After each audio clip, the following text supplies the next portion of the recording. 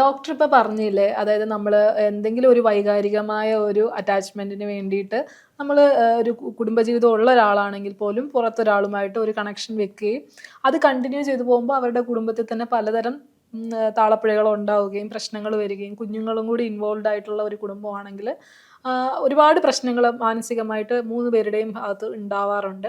അപ്പോൾ അങ്ങനൊരു സിറ്റുവേഷനിൽ ചിലർ എങ്കിലും തിരിച്ച് അവരുടെ കുടുംബജീവിതം വേണമെന്ന് ആഗ്രഹിക്കുകയും ചിലർ അത് കണ്ടിന്യൂ ചെയ്ത് പോവുകയും ചെയ്യാറുണ്ട്.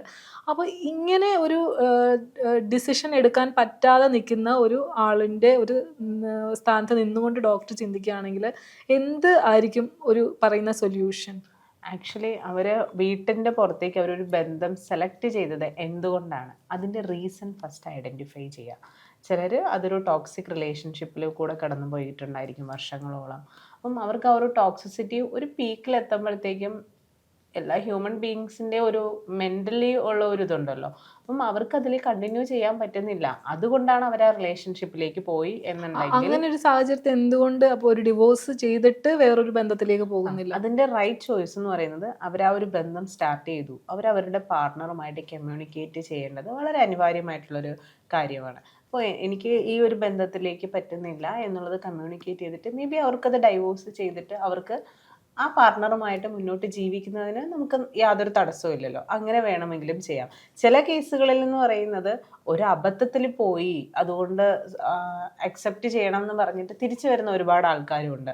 അത് അവർക്ക് അപ്പോഴുണ്ടായ ഒരു ശൂന്യതയിൽ അവർക്ക് തോന്നിയതായിരിക്കാം, അല്ലെങ്കിൽ ഒരു അവഗണനയിൽ തോന്നിയതായിരിക്കാം, അല്ലെങ്കിൽ അവരുടെ കാര്യങ്ങൾ കേൾക്കാൻ ഒരാളില്ലാത്തത് കൊണ്ട് അവർക്ക് തോന്നിയതായിരിക്കാം. അത് അവർക്ക് ഒന്നെങ്കിൽ അവർക്ക് ഒരാളോട് സെക്ഷലി തോന്നുന്ന ഒരു അട്രാക്ഷൻ, ഒരു സെക്ഷൽ റിലേഷൻഷിപ്പിന് വേണ്ടിയിട്ട് തോന്നിയതാകാം, അല്ലെങ്കിൽ ഒരു മെൻ്റൽ ബോണ്ടിങ് ഉണ്ടായിട്ട് പോയതായിരിക്കും. പക്ഷെ അവർക്ക് ആ ലൈഫിൽ അവർ സാറ്റിസ്ഫൈഡ് അല്ല. അവർ വൈഫിനോട് ഇതെല്ലാം ഏറ്റു പറഞ്ഞു ഇനി ഈ തെറ്റുകളിലേക്ക് പോകില്ല എന്നുള്ളൊരു അപ്പോളജി അവർക്ക് ചെയ്തു കഴിഞ്ഞാൽ ചില ലൈഫ് എന്ത് ചെയ്യും, അത് ഓക്കെ ആയി പോകും.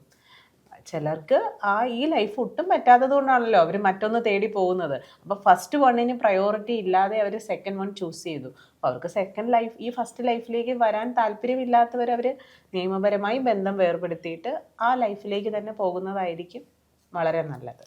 ഇങ്ങനെ ഒരു ബന്ധം ആണുങ്ങൾ ചെയ്യുമ്പോൾ അത് ക്ഷമിക്കണം, അത് മറന്നേക്ക് എന്ന് പറയുന്ന വീട്ടുകാർ തന്നെ ഇങ്ങനെ ഒരു ബന്ധം സ്ത്രീകൾ ചെയ്യുമ്പോൾ പിന്നെ അതൊരിക്കലും ഒരു തിരിച്ചു വരവ് സാധ്യമല്ലാത്ത രീതിയിൽ പറഞ്ഞു വെക്കുന്നത് എന്തുകൊണ്ടായിരിക്കും? അത് നമ്മുടെ സൊസൈറ്റിയിൽ പണ്ട് കാലം മുതലേ ബിൽഡ് ചെയ്ത് വെച്ചിരിക്കുന്ന ഒരു സിസ്റ്റമാണ്. എപ്പോഴും മെയിലിനൊരു ഹയർ പൊസിഷൻ എല്ലാ കുടുംബങ്ങളിലും കൊടുക്കും. ഒരു ഫിഷ് ഫ്രൈ ചെയ്താൽ പോലും ആദ്യം മാറ്റി വെക്കുന്നത് മെയിലിനായിരിക്കും. അപ്പോൾ അവർ ഫുഡ് മുതൽ തുടങ്ങി ഓരോ കാര്യങ്ങൾക്കും പ്രയോറിറ്റീസ് കൂടുതൽ കൊടുക്കുന്നത് ഒരു ആൺകുട്ടിക്കായിരുന്നു. പക്ഷെ ആ സിസ്റ്റമൊക്കെ ഇപ്പോൾ ഒരുപാട് മാറി വന്നു.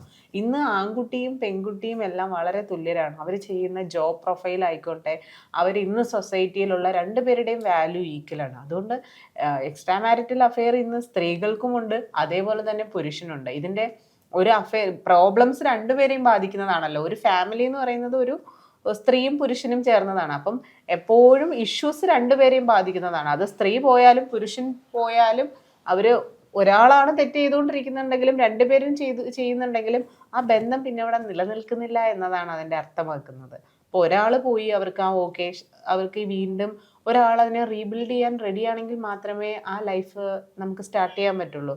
രണ്ട് വ്യക്തികൾക്കും അത് വേണ്ട എന്നുണ്ടെങ്കിൽ പിന്നെ ആ ബന്ധത്തിന് അവിടെ നിലനിൽപ്പില്ലല്ലോ. അതെ അതെ.